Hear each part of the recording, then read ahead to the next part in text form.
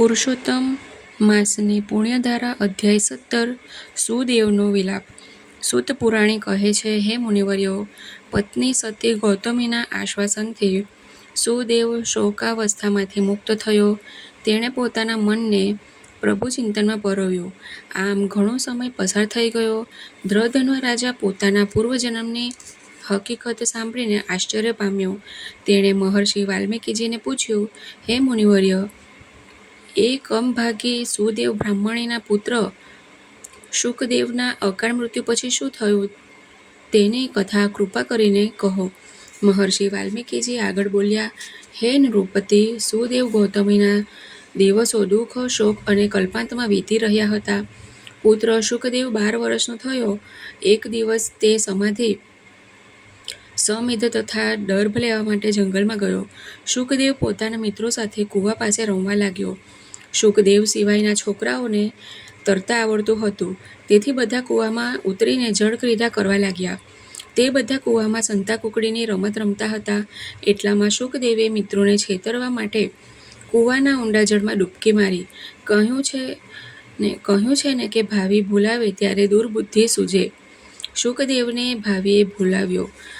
તે કૂવાના ઊંડા પાણીમાં આગળ ને આગળ વધતો ગયો, પણ અહીં તે સપડાયો. બહાર નીકળવાના જેમ જેમ પ્રયાસો કરતો હતો તેમ તેમ તે ઊંડે ને ઊંડે જતો હતો. તે બહાર નીકળી શક્યો નહીં. આખરે તે કૂવામાં ગુંગળાઈને મૃત્યુ પામ્યો. બધા જ મિત્રો કૂવામાંથી બહાર નીકળી ગયા. થોડીક વાર રાહ જોવા છતાં શુકદેવ પાણીની સપાટી પર નહીં આવતા તેના મિત્રો ગભરાયા, ચિંતા કરવા લાગ્યા.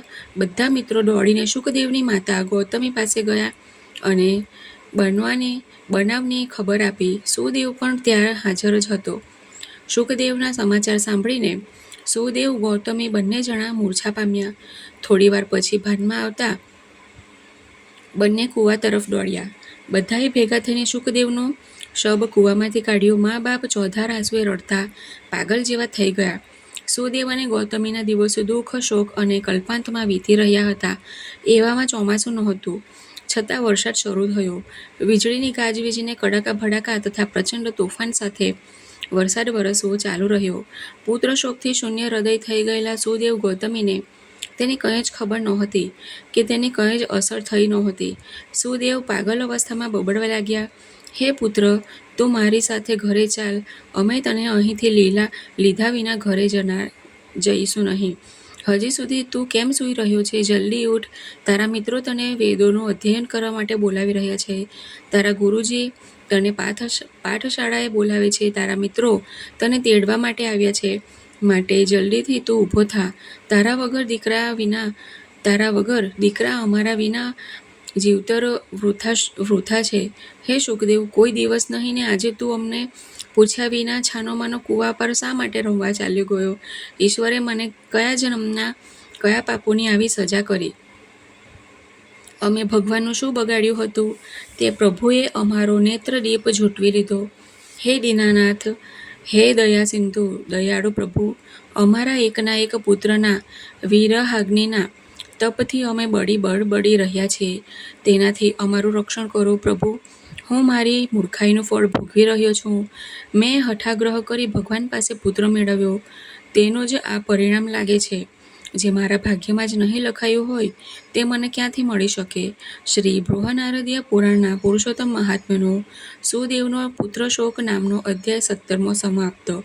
બોલો શ્રી પુરુષોત્તમ ભગવાનની જય. હવે આપણે કથા સાંભળીશું. ઉપવાસ. એક ગામ હતું. ગામ મોટું હતું. તેમાં અતિશય રૂપના અંબાર સમી એક બ્રાહ્મણ કન્યા રહેતી હતી. તેના મા બાપ નાનપણમાં મૃત્યુ પામ્યા હતા. કન્યાને કોઈ જ ભાઈ બહેન નહોતા. તેને માટે મા બાપ થોડી મૂડી મૂકી ગયા હતા. કન્યાનો નિભાવ તે મૂડીમાંથી ચાલતો હતો. માતા પિતા તેને માટે નાનકડું ઘર પણ મૂકી ગયા હતા. પોતાના ઘરમાં એક બ્રાહ્મણ કન્યા એકલી હોય તેણે એક વૃદ્ધ દાસીને રાખી હતી. તે 24 કલાક તેની પાસે રહેતી અને ઘરકામ પણ કરતી. કન્યાની દેખભાળ પણ રાખતી.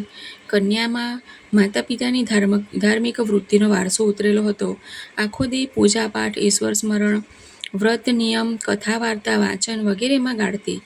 મહિનામાં 8 દિવસ તે નકોડા ઉપવાસ કરતી અને 8-10 દિવસ એકટાણું કરતી. એટલામાં પુરુષોત્તમ માસ અધિક માસ આવ્યો. કન્યાએ ભગવાન પુરુષોત્તમ માસ અધિક માસનું વ્રત લીધું. પ્રાતઃકાળે ઉઠીને રોજ નદીએ સ્નાન કરવા જાય, કાંઠા ગોરવાનું પૂજન કરે, મહારાજા પાસે કથા વાર્તા સાંભળે, વળી ઉપવાસ પણ કરે. આખો દિવસ ઈશ્વર સ્મરણ ભજન કીર્તન કરે.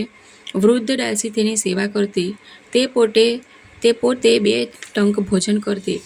આમ અધિક માસનું પ્રથમ પખવાડિયું વીતી ગયું. એક દિવસ વૃદ્ધા એકાએક માંદી પડી ગઈ. દવા વગેરેની સારવાર કરવા છતાં દાસીની માંદગી લંબાતી ગઈ. પથારીવશ અશક્ત થઈ ગઈ. ઊભા થવાની સુદ્ધા શક્તિ રહી નહીં.